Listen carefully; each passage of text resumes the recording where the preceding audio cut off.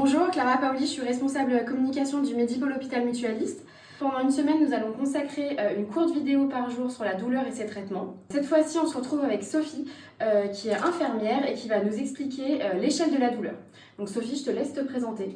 Moi, je m'appelle Sophie, je suis infirmière dans le service de pneumologie, oncologie au Medipôle et je fais aussi partie du CLUD, comité de lutte contre la douleur. Sophie, donc comment on arrive à évaluer l'intensité de la douleur?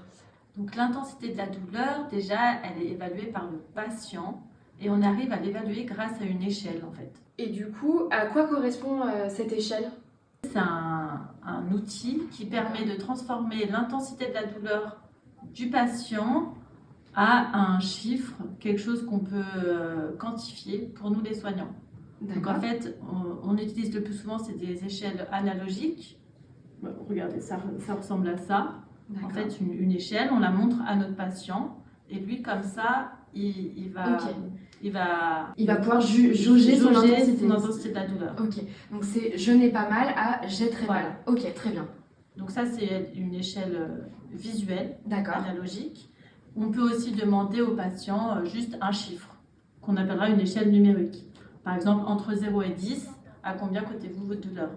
Qu'on puisse quantifier, qu'on puisse dire au médecin, par exemple, à combien le patient a mal. On ne peut pas dire juste un peu, beaucoup, un chiffre, c'est parlant quand même. Et cette échelle, elle est revue tout au long du séjour? Comment ça se passe? Vous leur posez plusieurs fois la question? Plusieurs fois par jour, avant la prise du médicament, après la prise du médicament. Pour voir l'effet en fait, du médicament, voilà, c'est ça? La douleur, c'est surtout un ressenti en fait, non?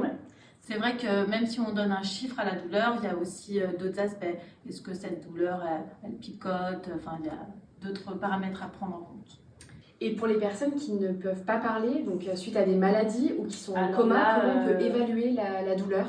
Il existe aussi des échelles qui sont évaluées du coup par nous. C'est une échelle, une hétéro-évaluation du coup. C'est pas le patient qui s'évalue, mais c'est le soignant qui évalue. Et en fait, c'est en fonction souvent du faciès, de la posture, si la personne crie, gémit.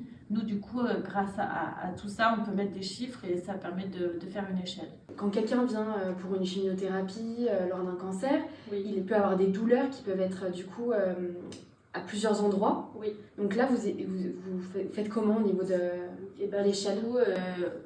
On aura peut-être une échelle par zone. Par zone, par exemple, très bien. On dira à l'épaule, j'ai très mal, j'ai 8 sur 10. Et par exemple, au poignet, j'ai un petit peu mal, donc 2 sur 10. Très bien. Après, Et en fonction des zones, du coup, vous adaptez un traitement ou non en fonction de la douleur? C'est ça, après, très bien. Échelle thérapeutique à son efficacité. Très bien.